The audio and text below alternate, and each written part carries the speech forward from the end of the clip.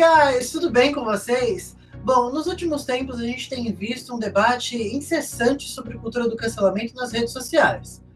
Pensando nisso, eu e a produção decidimos que já é hora da gente falar sobre a cultura do cancelamento.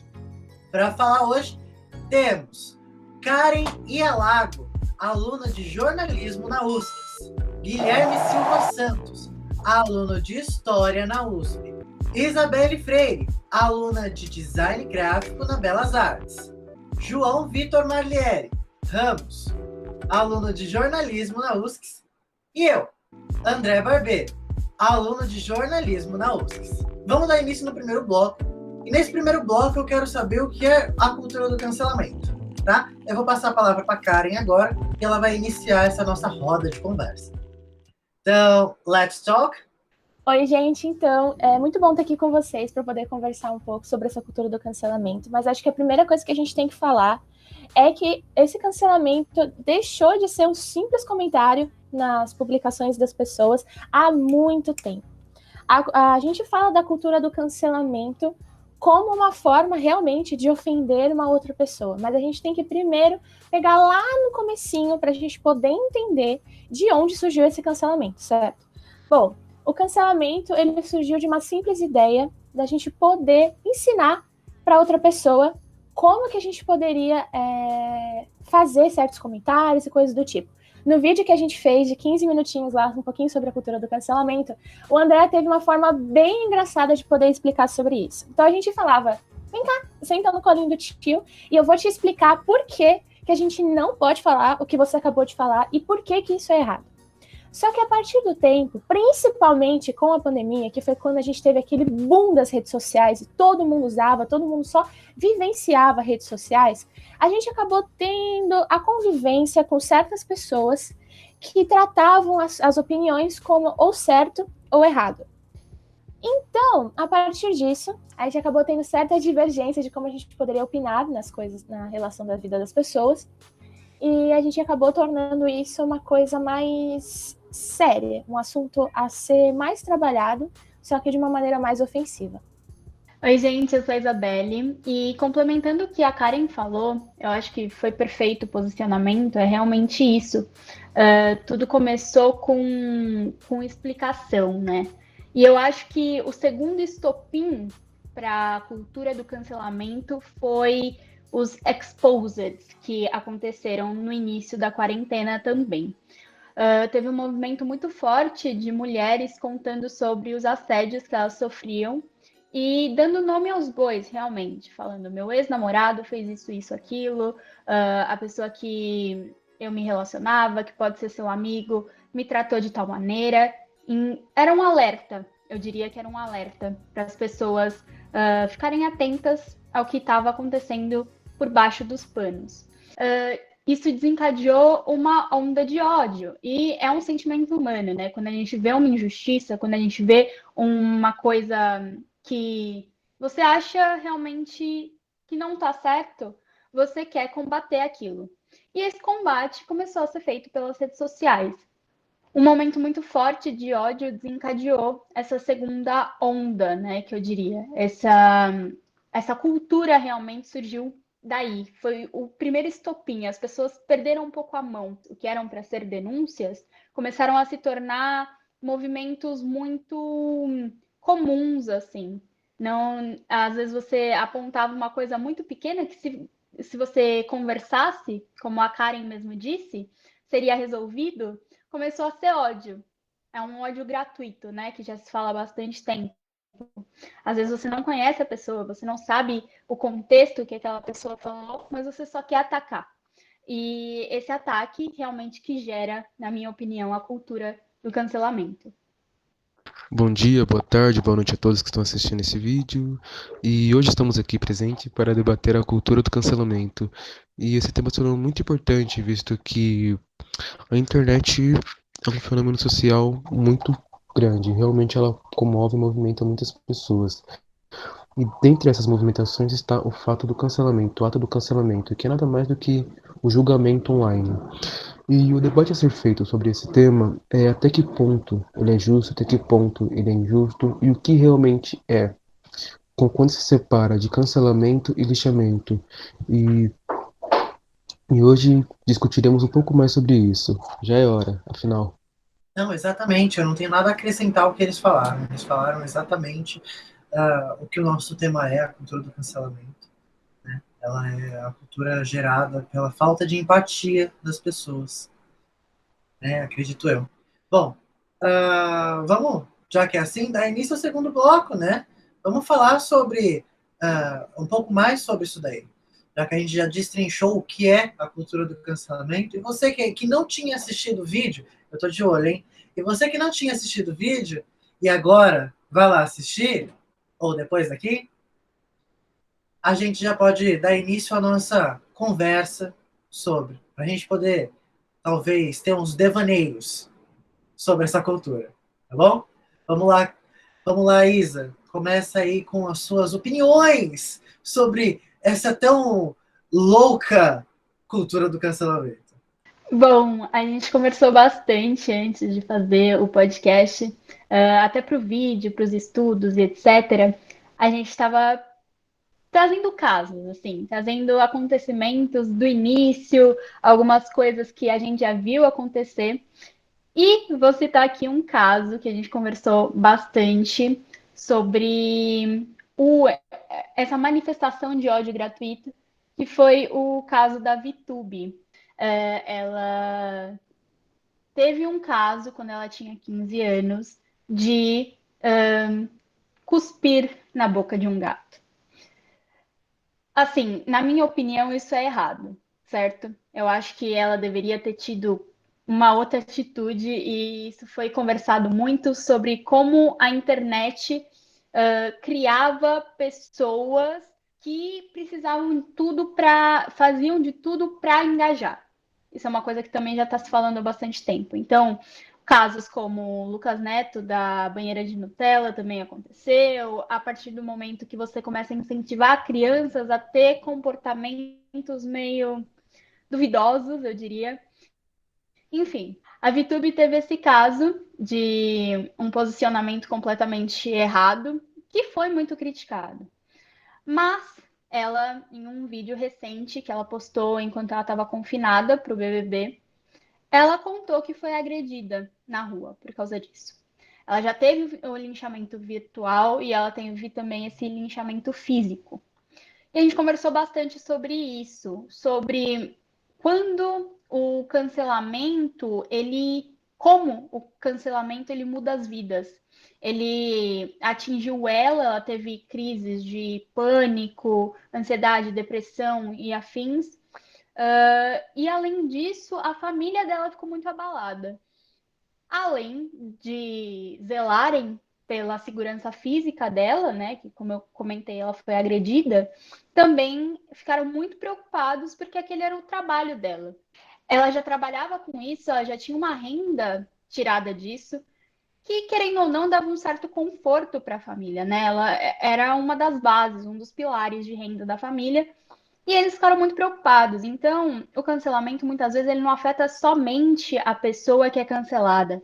Ele afeta a família, ele afeta os amigos, ele afeta a saúde mental daquela pessoa. E eu acho que é bem importante a gente debater sobre isso. Não, com toda certeza, Isa. Eu acho que é exatamente isso. Esse caso da VTube, a gente até fala no vídeo, que você não assistiu, né, Safadinho? A gente até fala isso no vídeo, que afetou psicologicamente a VTube de uma forma, assim, muito difícil, né? Foi muito difícil para ela passar por isso. E é triste ver isso, né? Eu acho que se as pessoas chegassem nela e explicassem por que ela tinha feito aqui, por que o que ela fez foi errado, eu acho que esse trauma não existiria, né? Eu acho que esse trauma ela não teria. E como o Gui disse, e você ressalta na sua fala, desse linchamento, que ele deixa de ser virtual, ele passa a ser físico, eu acho que é interessante a gente separar isso, mesmo que já tenha sido feito no vídeo, acho que é interessante a gente falar aqui na gravação do podcast também.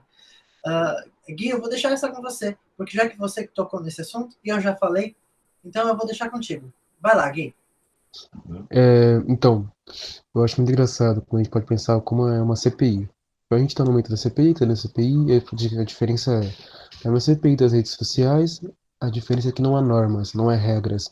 A pessoa tá lá, ela tá sendo alvejada em praça pública. A praça se tornou a internet, só que a pessoa não tem o direito de defesa muitas vezes e não há norma. Até onde você pode chegar nesse julgamento. Durante o BBB, a gente viu que ela se sentiu muito pressionada, ela estava realmente traumatizada. Ela estava tomando, nos primeiros dias do programa, ela estava tomando cuidado com tudo que ela falava ou agia. Ela estava muito presa. Até que teve aquela roda de conversa que todos falaram: não, o que aconteceu lá fora, fica lá fora. O que acontece, fica lá. Mas aí eu entrei em outro ponto que eu já comentei no nosso vídeo passado que você não assistiu. Até que ponto o cancelamento realmente funciona? Porque ela foi cancelada, foi, mas ela não continua sendo um dos maiores canais do Brasil, ela não continua tendo relevância, tanto que ela foi parar no maior reality show da TV brasileira. Então, até que ponto o cancelamento realmente cancela e quem ele cancela? É complicado a gente falar sobre isso. Eu acho que tem essas pequenas nuances que não são tão fáceis de se compreender, mesmo a gente pesquisando e entendendo sobre o assunto. Então, eu adorei o posicionamento do Guilherme, inclusive é um posicionamento que eu tenho sobre a cultura do cancelamento. Mas eu decidi trazer aqui para vocês, inclusive a gente trouxe já lá no vídeo, e acho que você, se você não assistiu, então o que você está fazendo? Vai lá assistir de novo, pelo amor de Deus. Mas a gente trouxe a visão de um filósofo moderno, que eu acho muito interessante a gente poder falar aqui, que é do professor Luiz Felipe Pondré, que ele é filósofo, escritor, professor de comportamento e mídia lá da PUC, e ele é colunista da Folha de São Paulo. E ele diz o seguinte sobre a cultura do cancelamento. A cultura do cancelamento está enraizada como característica do ser humano. O ser humano gosta de jogar pedra nos outros. Ele gosta porque, nesse momento, é quase como se ele sentisse que é puro. Eu tenho a impressão de que a cultura do cancelamento é a transposição do gosto do linchamento para o âmbito das redes sociais e traz a ideia de que quem lincha está linchando em nome de uma boa causa. Porque eu acho interessante a gente falar sobre essa citação do filósofo. As pessoas sempre se acham que são melhores do que as outras. A partir do momento que eu me acho melhor do que outra pessoa, eu automaticamente vou achar que a minha opinião está ou melhor ou completamente certa, enquanto supomos, a da Isa está completamente errada. E essa questão de jogar pedras um no outro é muito delicada, porque às vezes a gente não sabe, primeiramente a gente nunca sabe o que a pessoa está passando por trás das redes sociais. E ela acabou pegando uma direção aonde qualquer assunto pode vir a calhar ser um cancelamento. Então, a gente tem uma situação bem engraçada, ao meu ponto de vista, obviamente, que a gente estava dando uma pesquisada e a gente viu, e eu gostaria de que vocês tivessem uma reflexão agora sobre essa situação que aconteceu. Eu vou conversar aqui com os meus colegas, obviamente, sobre isso, mas que você também parasse uns minutinhos, talvez pausasse o podcast, só para poder pensar o que você poderia fazer se você estivesse nessa situação. Mas tudo bem. Uma professora de teatro lá em Nova York, ela foi acusada de racismo por ter cochilado durante uma reunião online que se tratava de ações por justiça racial dentro do curso. Ela alegou só ter descansado as vistas olhando para baixo e que só tirou um cochilo. Se você tivesse na palestra, você teria acusado a professora de racismo? E por que você teria acusado ela de racismo? Isa, então agora a gente vai falar sobre isso. Você que tem muito mais lugar de fala aqui do que eu para poder. Eu vou te perguntar isso. Você teria acusado a professora de racismo e teria cancelado ela e linchado por ela ter dormido numa pauta racial? Karen, olha, essa é uma coisa que eu vou pensar, assim, eu vou responder meu primeiro impulso, mas eu acho que é uma coisa para a gente realmente refletir. Eu acredito, não sei como seria no momento, mas eu acho que eu ia ficar um pouco magoada. Talvez não cancelar ela para sempre, assim, ai meu Deus, não. Mas eu acho que eu teria ficado magoada por ser uma pauta que realmente me interessa. Eu acho que às vezes é muito difícil a gente separar o pessoal do que a gente realmente sente, né? O que é importante para a gente, das causas sociais. Eu acho que esse é um dos motivos também da causa da cultura do cancelamento. eu não entender, eu não ter a empatia de pensar que porque a causa é importante para mim, a, eu entender que às vezes a outra pessoa não teve o mesmo acesso aos livros que eu li, aos filmes que eu assisti, aos podcasts que eu ouvi, entende? E isso me faz ser egoísta, achar que apenas por eu ter aquele conhecimento eu posso atacar a outra pessoa. E falando sobre a primeira parte da sua fala, eu lembrei de um vídeo, de um podcast que eu estava ouvindo esses dias, o Lavando a Roupa, do Chico Barney. Ele estava comentando sobre reality show. Ele geralmente é um colunista e comentarista de reality shows, e ele foi questionado.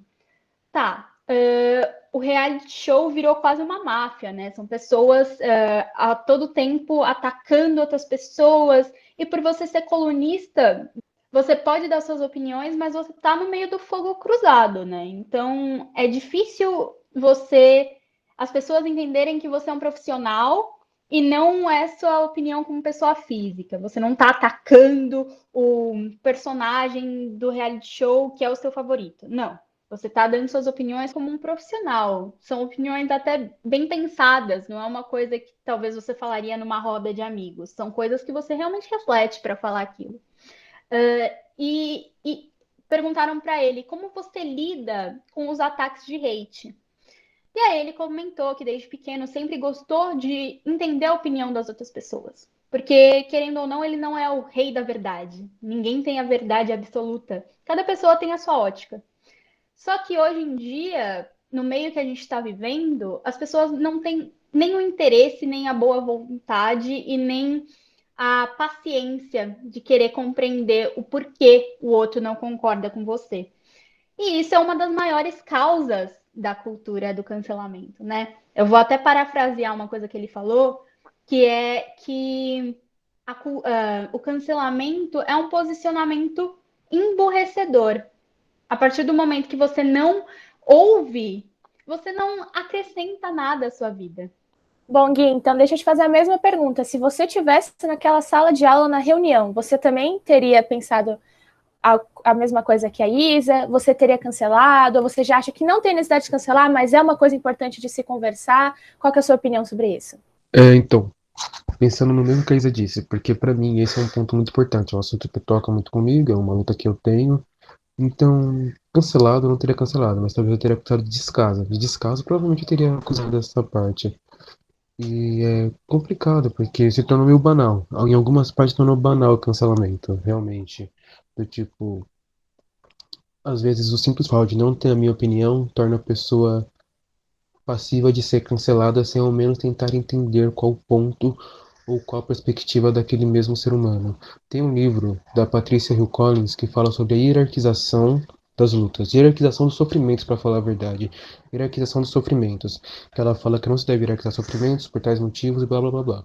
A questão é, no meio desse livro, ela fala sobre como a gente, às vezes, é um monstro dos outros também. A gente carrega dentro de nós nossos próprios colonizadores. Uma visão colonial, a gente carrega o que a gente luta contra, a gente carrega uma parte dentro de nós mesmos.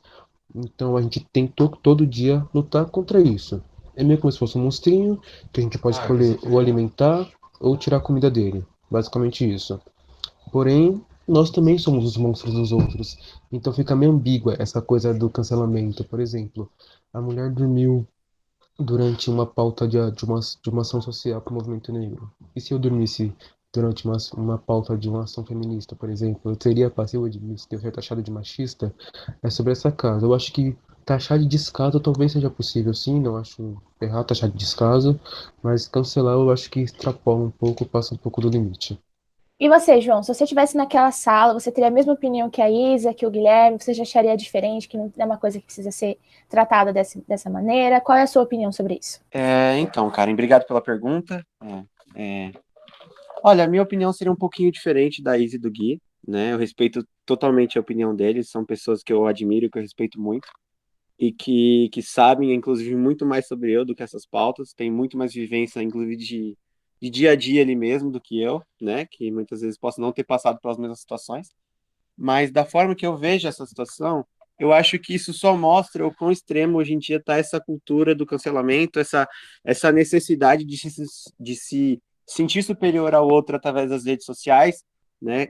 Porque, por exemplo, dormir é uma necessidade, dormir é uma necessidade fisiológica. Dormir é uma necessidade que qualquer um de nós aqui tem, sabe? A gente não, as pessoas pegarem o caso da professora só porque ela dormiu numa reunião, tudo bem. Era uma reunião de pauta racial e tal, é uma reunião de pauta importante, é um tema que deve ser debatido a todo instante, em qualquer oportunidade que a gente tem. Mas é a partir do momento que você pega um fato, um acontecimento fisiológico, uma necessidade fisiológica daquela pessoa, que ela pode não ter tido culpa de dormir, ela pode ter tido um dia estressante, ela pode ter tido que preparar muitas aulas, ela pode ter tido que sei lá, cuidar dos filhos, cuidar da mãe, cuidar do pai, e às vezes não conseguiu dormir direito e calhou daquele momento que ela estava ali sentada, relaxada, de dormir, sabe? É um fragmento de tempo pequeno que a pessoa ali cometeu, um deslize que a pessoa cometeu, pequeno, que poderia ser facilmente relevado, ela poderia ser, sei lá, ser chamada a atenção pelos líderes do movimento, ou das pessoas que estavam ali organizando o evento e tal, chamada a atenção num privado, falou, ó, não foi legal, tal, presta mais atenção. Mas a partir do momento que você taxa a pessoa de racista, só porque ela dormiu numa reunião que tem uma pauta sobre esse tema, eu acho que é um caso um pouco extremo do quanto as pessoas têm a necessidade de se autoafirmarem, menosprezando outras pessoas, entendeu? Eu acho que tem que se tomar muito cuidado com essa situação, porque uma taxação de racista, por exemplo, ela muda completamente a vida de uma pessoa. A partir do momento que você taxa alguém como racista numa sociedade que hoje em dia está muito, muito ao extremo, a pessoa vai numa padaria, a pessoa vai no mercado, a pessoa vai em algum determinado lugar e as pessoas já olham diferente, já evitam, já já não querem estar perto, entendeu? Você muda completamente o ciclo social da pessoa por um deslize ali que a pessoa cometeu que muitas vezes ela nem teve culpa, entendeu? Claro que há casos extremos que as pessoas que cometem atos racistas ali, por exemplo, pode ter tido uma outra interpretação, claro, mas assim, é um caso que mostra quanto que a gente tem que tomar de cuidado com relação a esse cancelamento, a esse extremismo, a essa fragilidade psicológica mesmo, né? De você se sentir superior ao outro. Enfim, eu acho que é um caso que a gente tem que analisar com muita calma e que tem que ter muito cuidado ao dar uma opinião, não que os meus caros colegas não tenham tido, óbvio que não, mas que num geral as pessoas têm que ter muito cuidado ao analisar um caso desse, tipo, se informar, ver o que aconteceu, para aí sim poder dar opinião. Fico meio dividido em relação a isso. Eu concordo muito com a Izzy e com o Gui. Eu acho que assim, o lugar de fala nesse tipo de causa, nesse tipo de assunto, é essencial, né? O João coloca o feminismo para a gente... João não. O Gui coloca o feminismo para a gente pensar sobre isso. Então, se fosse uma palestra sobre feminismo, que vocês, né, as meninas, pensariam se a mulher tivesse dormido, se um cara tivesse dormido, virado o olho, né? Enfim, eu acho que o meu posicionamento tende muito pro que a Izzy e o Gui falam, que é esse descaso, né? Esse possível descaso dessa professora, mesmo tendo em mente que ela poderia ter tido, sim, um dia estressante, um dia cansativo, uma semana cansativa, eu acho que esse caso talvez beire o extremismo, pode ser que beire o extremismo de alguma forma, né, de querer cancelar. Eu acho que o cancelamento é um extremismo do caso, mas taxar como descaso a situação, eu acho que é o ponto essencial. Porque a partir do momento que você vê uma pessoa não se importando com o que você está falando, não se importando ou fazendo... estando ali só para uma média, tá ligado? Tá ali na reunião só para fazer uma média, eu acho que a partir desse momento, a partir desse pensamento, a gente pode ver que esse cancelamento dessa professora não foi legal, né? Não fez sentido, mesmo que ela tenha sido não tenha sido bacana a conduta dela, né? Eu acho que é legal diferenciar isso. Então, assim, concordo com o João, é um extremismo cancelar ela, mas concordo com o Gui e com a Isa em relação a essa má conduta dessa professora. E, Karen, já que você perguntou tanto para tanta gente aqui na nossa conversa, o que a gente acha disso, eu te passo essa mesma pergunta. O que você, se estivesse falando sobre a causa que você está lutando, uma causa que você está ativa, né? Qual seria o seu posicionamento? Olha, André, eu acho interessante essa situação. Eu quis trazer ela. Espero que você que esteja escutando também já tenha formulado a sua opinião, porque ela é muito importante para a gente também, mesmo que a gente não possa estar escutando ela agora. Mas se eu tivesse no lugar dos alunos e fosse, supomos, uma pauta sobre estupro, uma pauta feminista, eu acho que eu também me sentiria muito incomodada, sim, com essa situação. Mas, ao mesmo tempo, eu também teria uma opinião mais parecida com a do João, em questão de, tipo, eu não sei como foi o dia dessa professora, eu não sei o que ela fez nesse dia, quantas vezes eu mesma não dormi em reuniões, estava ali pregando o meu olho porque eu tive coisas para fazer, tive que cuidar de sobrinha, tive que trabalhar, entendeu? Então, assim, eu me sentiria incomodada, obviamente, até porque nós, seres humanos, a gente tem aquela coisa de primeiro pensar com o emocional e depois o racional. Mesmo eu sendo uma pessoa totalmente racional, eu teria o meu emocional primeiro e falaria: essa pessoa não está se importando com o que eu estou tentando falar aqui para ela. Mas, ao mesmo tempo, eu também pensaria depois: e essa pessoa? O que ela fez? Eu sei o que aconteceu na vida dela, eu sei por que ela passou, por que ela acabou dormindo naquela reunião. Então, eu acho que é uma questão muito complicada, obviamente. A gente tem sim que falar sobre as pautas, eu acho importante a gente fazer as reuniões, eu acho importante que as pessoas que estejam lá estejam dispostas a escutar, a aprender, até porque nós somos seres humanos, nós aprendemos com os outros, nosso conhecimento não vem do além, a maioria das coisas que a gente aprende foram outros seres humanos que vivenciaram e deixaram as suas histórias para a gente poder aprender com elas junto. E eu acho que a questão das pautas é só isso, é o ser humano aprendendo com outro ser humano. Mas eu teria uma opinião mais parecida com o João, realmente. Eu pensaria, é necessário ter esse julgamento, sendo que eu não sei o que aconteceu com a pessoa? Então, assim, eu me coloco no lugar de se fosse uma reunião sobre estupro. Opa, se fosse uma reunião sobre estupro. Eu provavelmente ficaria incomodada, mas depois, com o meu racional, eu pensaria, eu não tenho todas as informações para poder juntar esse quebra-cabeça. Então, enquanto eu não tiver todas as informações, eu não vou poder formular a minha opinião e muito menos poder julgar a pessoa e aí, mais ainda, poder cancelar ela. Então, eu acho que essa é a minha opinião. Eu achei bem interessante, eu concordo com o que vocês disseram, é realmente aquilo que eu tinha falado. A minha mágoa realmente ia acontecer, como a Karen falou. Nós somos seres que pensamos primeiro com o emocional e depois com o racional. Então, realmente iria ficar magoada, não ia ficar à vontade na situação.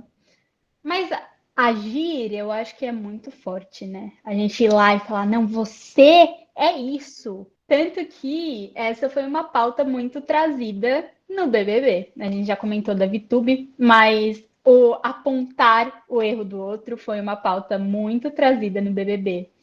Foi uma pauta muito complexa, que a gente também, se quisermos, podemos falar sobre o cancelamento seletivo. Também aconteceu muito nesses últimos tempos. Mas uma coisa que eu gosto de pensar é, por exemplo, a Lumena. Foi uma personagem muito característica desse BBB. Inclusive, a cena dela literalmente apontando o dedo para Juliette. É uma cena, aquilo lá é uma cena. Mas o que eu gosto de pensar sobre isso é que a Lumena cancelou, falava e reclamava, ok. Mas quando a gente sai do BBB, da casa, a gente vai para as redes sociais, o que a gente vê? Pessoas com os mesmos comentários da Lumena, só que criticando ela, pessoas com comentários muito piores, como comentários racistas. Ela também é uma mulher lésbica, então tiveram muitos comentários LGBT-fóbicos. Ou seja, a gente vê que realmente é o que a Karen falou no início do podcast, que a gente aponta para nos sentirmos puros, mas não necessariamente essa é a verdade. A verdade, como eu disse, a verdade pode ter várias óticas, mas muitas vezes ela é hipócrita. Eu gostaria de falar um pouco sobre isso agora. Eu achei muito interessante pegando essa parte que a Isa falou sobre a Lumena tá ali apontando o dedo e tal, pra Juliette, querendo, né, se mostrar superior e tal.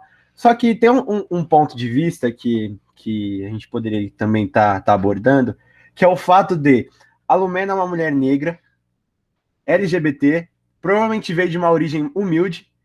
Então, cara, ela tem todas as características do mundo para ser uma pessoa oprimida, sabe? Para ter essa opressão vinda de cima, desde pequena, desde quando ela cresceu assim, ela cresceu sendo mal falada, provavelmente, cresceu sendo vista com olhares tortos, cresceu sendo vista com as suas opiniões sendo invalidadas por ela ser mulher, por ela ser negra, por ela ser LGBT.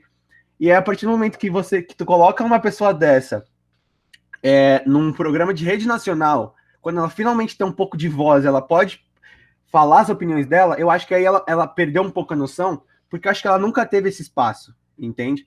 Eu acho que a partir do momento que você coloca uma pessoa ali que nunca teve voz, que nunca teve representação, que nunca se sentiu tendo uma opinião válida, coloca ela em rede nacional, na maior emissora do país, uma das 5 maiores do mundo, você coloca ela ali, no horário nobre, entre aspas, ela perde a noção. Ela perde a noção. Então eu entendo. Eu não concordo com as coisas que ela fez no programa, mas eu entendo ela ter feito, entende?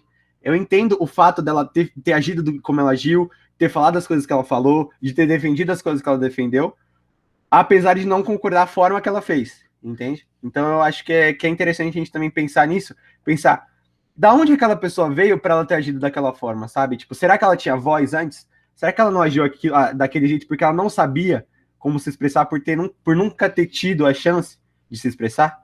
João, eu amei, porque você acabou de só complementar a pergunta que eu queria fazer para o Gui. Então, Gui, você que é estrela do nosso podcast, você sabe disso. Eu queria te fazer uma pergunta. Em questão da cultura do cancelamento, principalmente do cancelamento seletivo, você acha que esse cancelamento ele está muito associado ou nada associado com a desigualdade, com o preconceito que a gente tem aqui no nosso país? Deu uma entrevista do Silvio Almeida no Roda Viva que ele fala sobre racismo estrutural e institucional. E o que acontece? A gente vive sobre a base de um país que por anos, a gente foi 1500, a gente sabe toda a história que percorreu, a gente foi um dos únicos países da América Latina a abolir a escravidão, certo? Então, quando a gente percebe o caso da Lumena, por exemplo, que saiu do bebê taxada com um alto índice de rejeição e sofreu até processo com risco de perder a licença da profissão dela, por certas atitudes sim, equivocadas, erradas, pedantes, arrogantes, enfim, como quiser ser taxada, eu não acho que seja muito. Eu não acho que seja errado taxar desse jeito, porque realmente foram.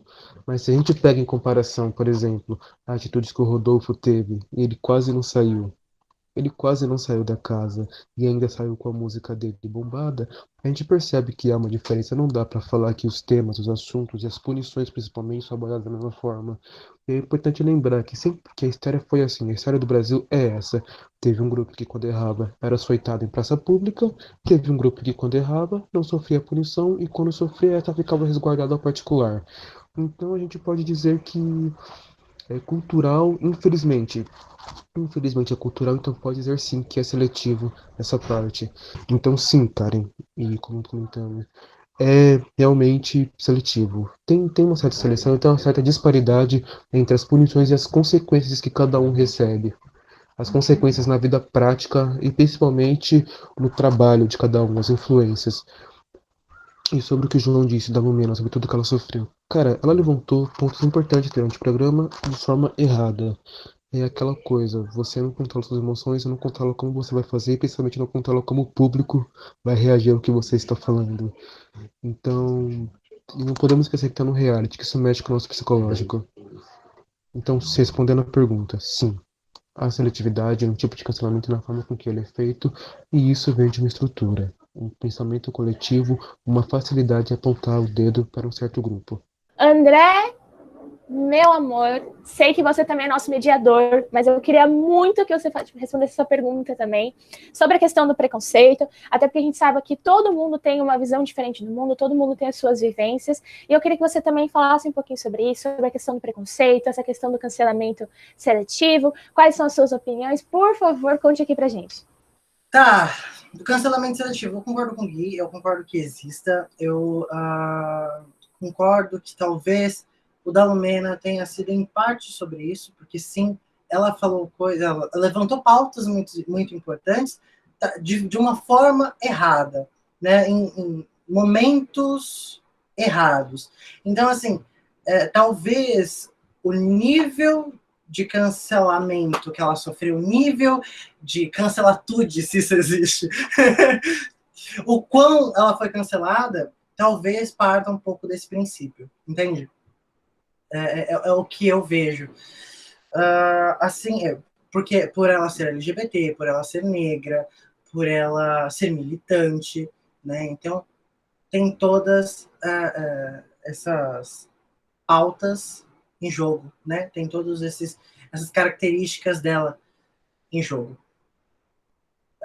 Uma coisa que eu vejo muito, que a gente falou pouco aqui até, é sobre os problemas psicológicos causados, né?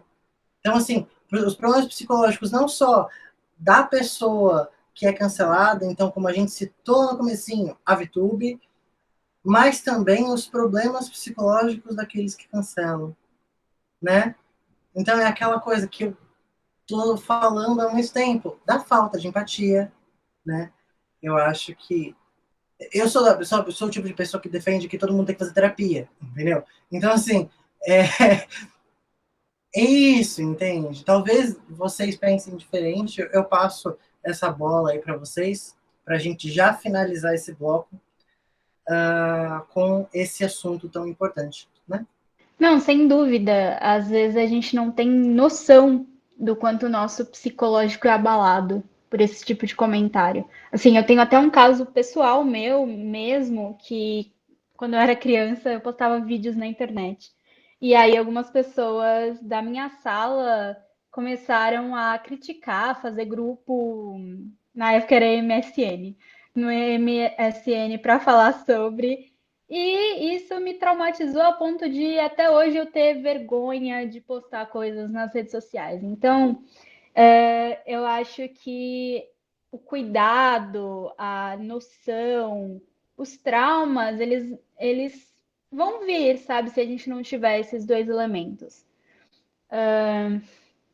O que eu posso dizer é que sim, façam terapia.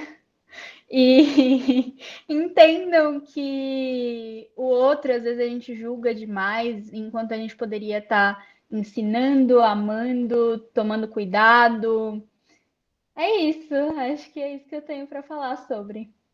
Enfim, eu acho muito legal o que a Isa comentou desse relato pessoal, porque as pessoas mostram que não é só na internet que isso acontece, isso acontece também na vida real, porque isso torna o debate não só uma pauta teórica, uma pauta filosófica, mas uma pauta de vida mesmo, uma pauta real de as pessoas sentirem que está acontecendo de verdade, sabe? Que pode chegar em você. Tipo, não vai ser uma coisa que vai acontecer na internet com um cara famoso. Pode chegar em você também, sabe? Eu acho isso muito legal. E complementando também o que ela falou sobre a parte da terapia e da necessidade de fazer terapia, existem dados hoje que comprovam que o Brasil está entre os 5 países do mundo que mais existem casos de ansiedade e depressão, sabe? Que são tidos como os males do século, né? Aquela frase que a gente ouve sempre, os males do século. E a gente está entre os 5 países que mais tem esses casos, sabe? Então, tipo, é clara e evidente a necessidade das pessoas procurarem ajuda, é clara e evidente. E esses transtornos, principalmente agora que eles foram agravados pela pandemia, que, né, que as pessoas estão mais em casa, estão mais ansiosas, estão mais tristes, estão perdendo pessoas, estão vendo mortes o tempo todo na televisão, isso mexe com a cabeça das pessoas. E assim, você procurar essa ajuda, você reconhecer essa necessidade, faz com que você perceba que você também tem as suas próprias falhas e cai naquilo que a gente estava comentando antes, sabe? De você não se sentir mais superior ao outro, a ponto de apontar o dedo, a ponto de você você inferiorizar, a ponto de você menosprezar, a ponto de você não permitir mais que a pessoa viva, tá? Então, tipo assim, é interessante esse autoconhecimento. Eu acho que, como o André disse, todo mundo deveria fazer terapia. Eu acho que a psicologia deveria ser uma área muito mais valorizada do que ela é hoje. Infelizmente, ela não é tão valorizada, principalmente por a gente viver num país conservador, entre aspas, um país muito religioso, né? Que tem muito essa coisa de falta de Deus, de falta de oração, falta disso, falta daquilo. E então é uma necessidade muito grave que a gente tem hoje, e eu acho que as pessoas deveriam se atentar mais a esse problema, entende? Bom, ninguém aqui tá sendo hipócrita também. A gente também erra, a gente também fala muito mal das pessoas, a gente também tem várias situações onde a gente também tem nossos momentos de fraqueza, se assim a gente pode dizer. Mas a questão aqui mesmo, a nossa pauta, é a gente entender o quanto isso pode acabar ferindo outra pessoa. Então, eu acho que a pauta do cancelamento é a empatia, é o pensar no próximo, é o amor ao próximo. Então, assim, todo mundo vai errar, todo mundo vai falar mal um do outro, essas coisas, até porque a gente está em casa e a gente não tem mais nada para fazer. Desculpa, eu não tenho mais nada para fazer. Mas brincadeiras à parte, a nossa opinião mesmo, que eu acho que a minha, do André, da Isa, do João, do Guilherme, é que o mundo precisa de empatia. A gente preza por um mundo onde o outro possa pensar no próximo, que a gente tenha um amor ao próximo, um respeito mútuo de todas as partes. Então, é isso. A gente gostaria que o cancelamento realmente não existisse mais, até porque a gente falou lá no vídeo, o cancelamento gera o linchamento não faz bem para as pessoas, ele realmente acaba acarretando problemas psicológicos seríssimos. A gente assistindo o vídeo da VTube para poder colocar no vídeo, a gente sentiu tudo o que ela sentiu, foi um pesar muito grande no nosso coração. E é aquilo, é você entender que você errou e pronto. Acabou, você não precisa ter traumas na sua vida por um erro que você teve. Então a gente chega no terceiro bloco com isso na cabeça, de que o cancelamento nada mais é do que a falta de empatia, e que para acabar com isso a gente precisa de pessoas que tenham empatia. Né? Eu deixo meu apelo aqui a vocês que façam terapia, tá? Por favor, você aí, pessoinha que está assistindo a gente, que está ouvindo a gente, tá? E que assistiu o vídeo anterior, e se você não assistiu, vai assistir. Eu deixo esse meu pedido a vocês. Eu acho que a gente chega no terceiro bloco com isso, né? Com essa vontade de acabar com o cancelamento. Mesmo que a gente cancele, a gente não pode ser hipócrita, não. A gente cancela assim nos nossos grupos de amigos, entendeu? Cancela assim. Só que a gente precisa ver até onde isso é bom, o porquê não é bom, porque não é, e como a gente pode mudar isso. Né? E eu acho que a gente pode mudar isso com uma coisa simples chamada diálogo, a conversa. Né? Gente, muito obrigada. Eu acho que sempre que a gente conversa é muito. Me acrescenta demais, é um momento muito gostoso, assim. Eu sinto que eu saio com novos pensamentos, com novas reflexões, com coisas que eu nunca tinha pensado. Então, eu agradeço. Se vocês quiserem, vocês que me ouviram, se vocês quiserem me seguir nas redes sociais, eu sou designer gráfica, trabalho nas redes sociais do Já é Hora, faço todo o design. Então, vão lá nas nossas redes sociais, me deem um biscoito, por favor, olhem tudo.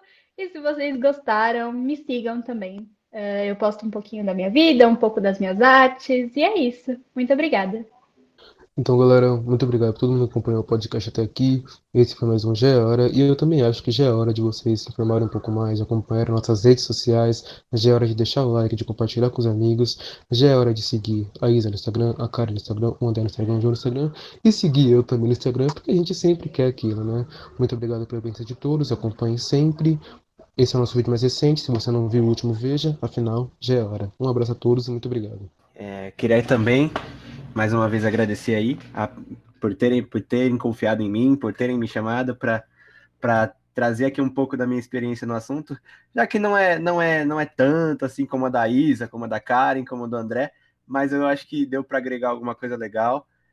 As minhas redes sociais não são tão interessantes quanto as da Isa, mas por favor também me sigam lá. Se vocês quiserem dar uma risada de as palhaçadas que eu faço, então me segue lá. E também segue todo mundo aqui do podcast, que só vai ter conteúdo legal, menos o meu não vai ter muito não, mas o resto do pessoal vai ter sim, então segue lá. E é isso, valeu, galera.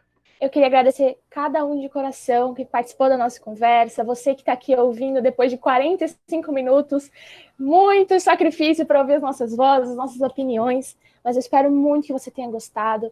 Esse podcast é feito com muito carinho, muito bem pensado. O André é o nosso realizador, a Isa é a nossa design, eu sou a famosa produção que vocês viram lá no vídeo, vão ver muito ainda, eu faço a parte do roteiro, então é muito importante que você tenha gostado, que você tenha se interessado. Se você gostou, não esquece de dar o seu feedback lá nas nossas redes sociais. Se você gostou aqui, pode me seguir, eu juro, só tem foto, eu não faço muita coisa, mas você pode ir lá, me dar um biscoito que eu gosto. Mas é isso, eu queria agradecer do fundo de coração, vocês não sabem o quanto é importante pra gente poder ter vocês aqui escutando o nosso podcast, podendo fazer parte dessa nossa conversa. Nós somos só alguns amigos que quiseram fazer um projeto, mas que a gente está fazendo do fundo do nosso coração, com muita dedicação, com muito amor, com muito carinho. Então é isso, gente, muito obrigada por ter escutado até aqui, um beijo e até a próxima conversa que a gente vai ter no podcast. Exatamente, gente, muito obrigado por você ter assistido ou ouvido até aqui. Nesse terceiro e último bloco, que é o bloco do tchau, a gente faz uma indicação. E hoje, eu e a produção, a gente decidiu indicar uma live que a Rita Von Hunt fez pro canal Metrópolis, junto com o entrevistador deles. É muito legal, tem 32 minutinhos, tá bom? Então vão lá assistir, é incrível. Assistam, é bem legal. Eu vou deixar o link dessa live aqui na descrição. Bom, é isso. Se você gostou, deixa seu like. Não esquece de seguir os meus parceiros e a mim, _DEDDS em todas as redes sociais. E o Já é Hora Podcast, Já é Hora _podcast no Instagram. Tá bom? Não esquece de ver os outros os vídeos e os podcasts que já foram lançados. A gente falou um pouquinho sobre o lugar de fala aqui hoje. E se você não sabe sobre o assunto, vai lá dar uma olhada na última gravação, tá bom? E manda pra gente suas opiniões aqui nos comentários do YouTube ou lá no direct do Instagram, tá bom? Ou talvez nos comentários das nossas postagens sobre o tema. Vamos ter 3 postagens. Bom, vocês vão ver lá. Nos sigam. Um beijo e até a próxima. Tchau, tchau!